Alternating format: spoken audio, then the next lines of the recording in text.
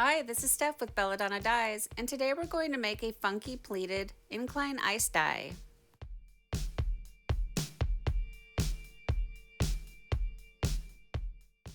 For this project, I started by turning the shirt inside out and then centering the shirt by using the sleeve inside the other sleeve technique.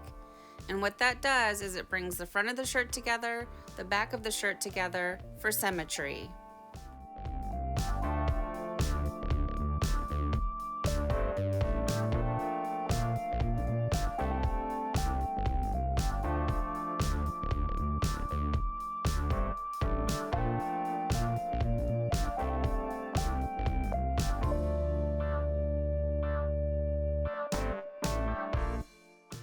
Once you get the sleeve tucked inside the other sleeve, you want to line up the seams in the underarm.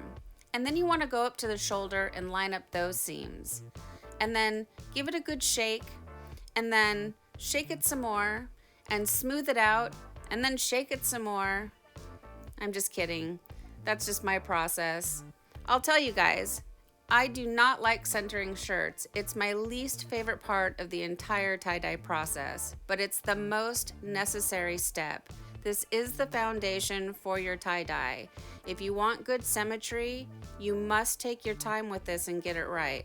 I'm sure some of you are a lot faster at this, but I'm extremely, I'm picky. I want it to be done right, so it takes forever. So I decided not to edit this part. So from start of the centering of the shirt to pleating it, I have not done any fancy editing other than I have sped it up just a very little bit.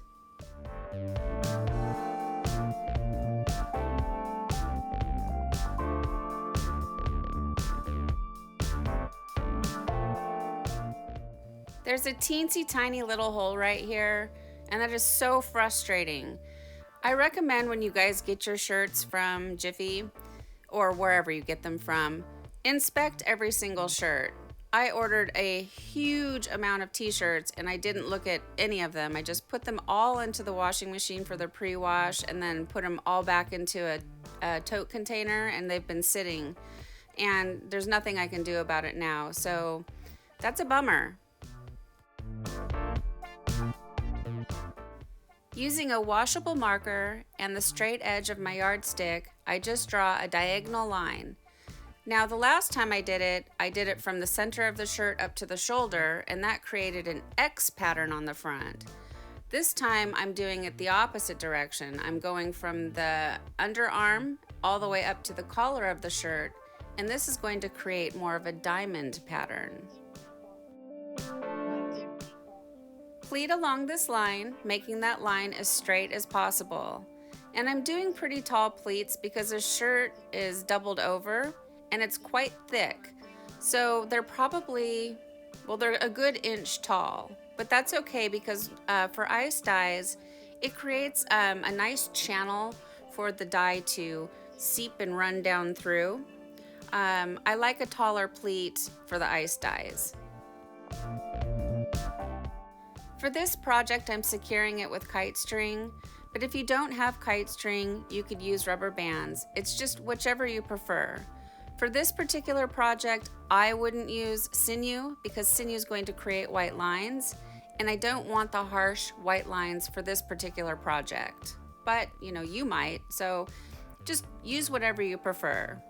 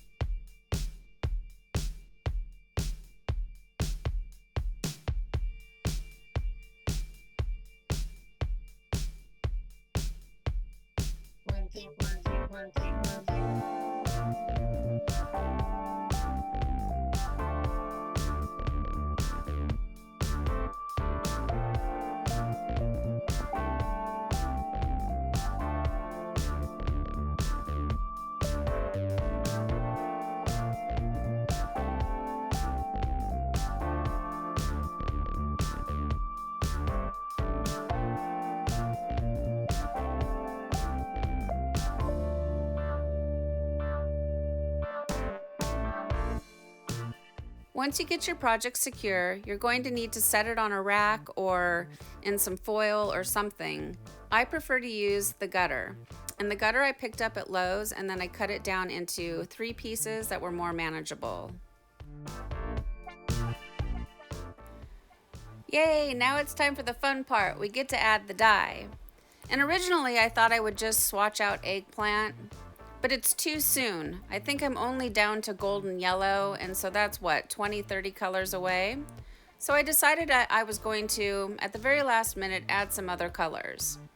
And so it's pretty funky, you guys.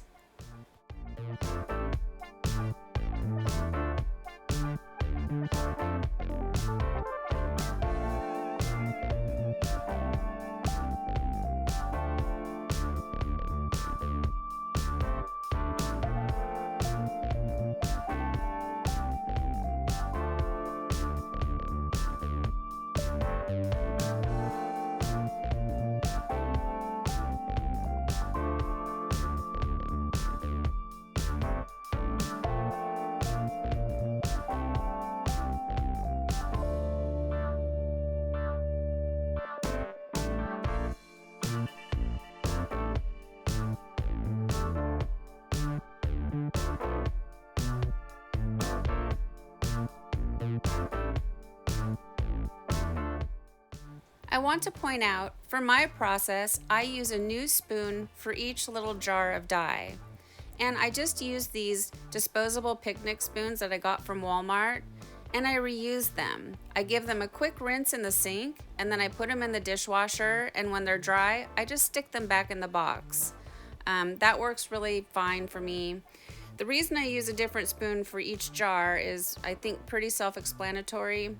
I don't want to cross-contaminate, and I especially don't want to put any eggplant in my yellow. So that's my process.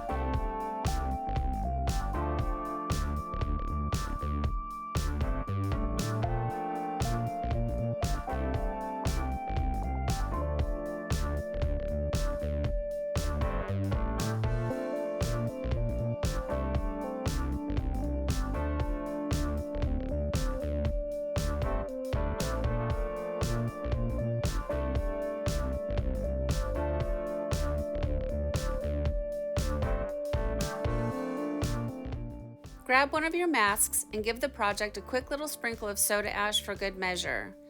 We do this because we want to keep the pH of the shirt up around 10.5 to 11.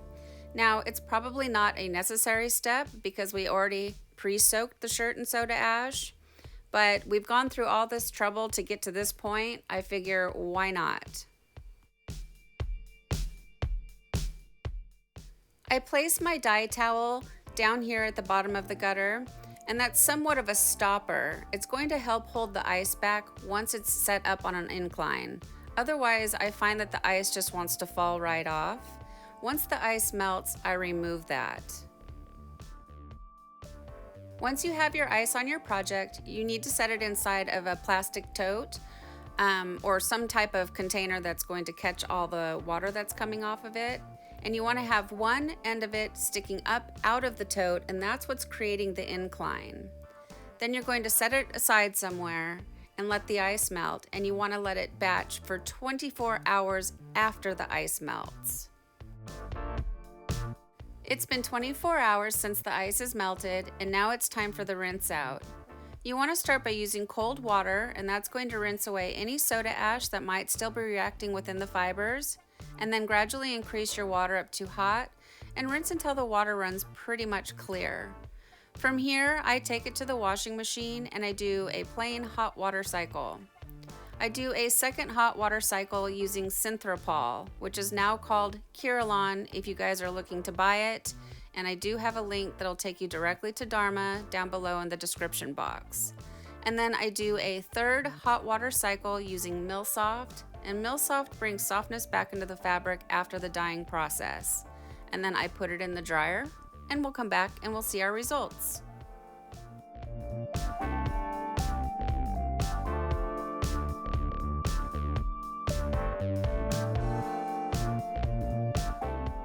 Well, here it is, guys.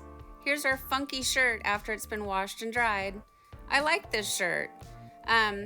The eggplant was a good suggestion, Scott, so thank you for that. Jungle Red is one of my favorite reds. It's so pretty. And this shirt is just like totally out there. And I love it because for those of you that have been following along, I think you've gotten the gist that I love rainbows. I love bright colors. This is the type of tie-dye that makes me happiest. So what do you guys think of this shirt? Please leave me some comments down below. Thank you so much for watching. Please subscribe to my channel, leave a thumbs up, and click the bell and set it to all to get notification for future uploads. And remember, have fun tie-dyeing.